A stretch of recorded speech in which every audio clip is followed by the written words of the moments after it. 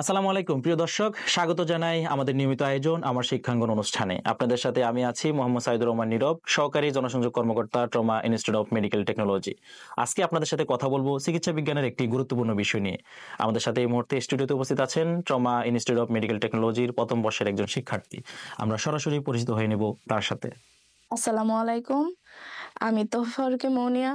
আমি trauma institute of medical টেকনোলজির একজন স্টুডেন্ট। আমার শিক্ষাবর্ষ 2024-25।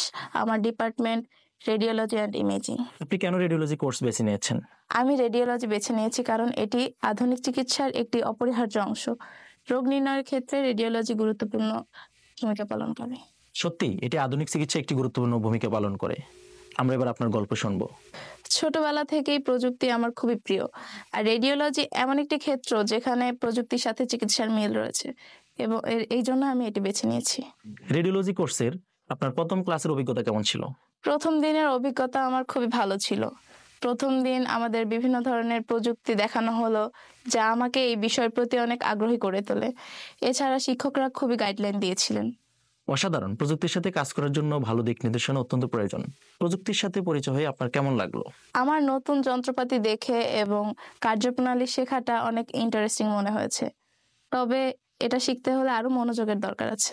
রেডিওলজি অ্যান্ড ইমেজিং কোর্স শেষ করে আপনার ভবিষ্যৎ পরিকল্পনা কি? আমি ভবিষ্যতে একটি সরকারি বা বেসরকারি প্রতিষ্ঠানে কাজ করতে চাই এবং আমার দক্ষতা আরো বাড়াতে চাই এই বিষয়ের প্রতি। সত্যি এটি একটি চমৎকার লক্ষ্য। আপনার কি আর কোনো পরিকল্পনা আছে? জি, অবশ্যই। আমি উচ্চতর শিক্ষার জন্য বিদেশে যেতে চাই এবং দেশে ফিরে নতুন নতুন প্রযুক্তি নিয়ে কাজ করতে চাই।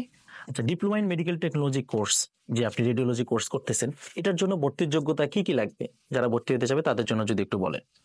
এসএসসি পরীক্ষায় সায়েন্স থেকে বায়োলজি সহ 2.50 নিয়ে সরকারিভাবে ভর্তি পরীক্ষা দিয়ে ভর্তি হতে হবে। আপনার স্বপ্ন সত্যি আমাদেরকে খুব অনুপ্রাণিত করেছে।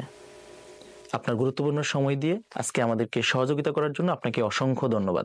জি, আমাকে এই অনুষ্ঠানে আমন্ত্রণ করার জন্য আপনাকেও ধন্যবাদ। প্রিয় দর্শক, স্বাস্থ্য শিক্ষায় রেডিওলজি অ্যান্ড ইমেজিং একটি গুরুত্বপূর্ণ অংশ। আপনারা যারা নিজের ক্যারিয়ার স্বাস্থ্য শিক্ষায় করতে চান, তাদের প্রথম পছন্দ হতে পারে রেডিওলজি অ্যান্ড ইমেজিং। আজকের মতো এখানেই শেষ করছি। দেখা হবে পরবর্তী কোনো অনুষ্ঠানে। ততদিন ভালো থাকুন, সুস্থ থাকুন।